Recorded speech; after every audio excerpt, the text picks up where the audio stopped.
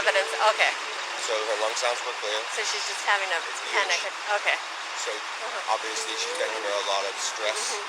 But that being said, would it be better for you to take her under your supervision? Is she more comfortable with you in your car?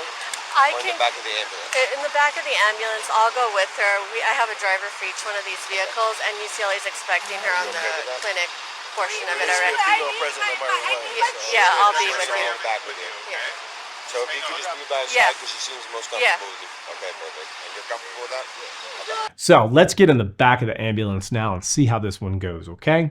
Now, this camera angle that you're seeing is the body cam of Sergeant Pelayo. Now, we have Lilly up in the ambulance and secured on the stretcher, and she is in Fowler's or semi-Fowler's position, meaning that she's basically sitting up and she is seatbelted and everything looks great.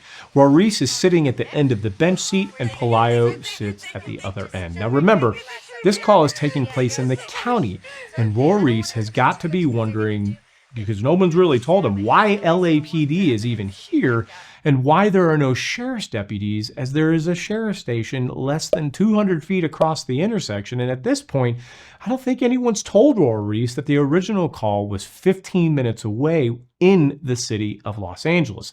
In other words, on top of the tension and stress about getting out of work on time, Maurice doesn't know these law enforcement officers, and they don't know him.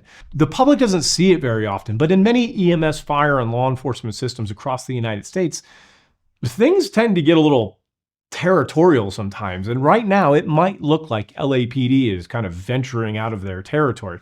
I'm not saying that that's what's actually happened. It's just a thing that sometimes people can feel, and it can create an added level of unfamiliarity with the situation, which with this call is the last thing we need with all the conflict going on.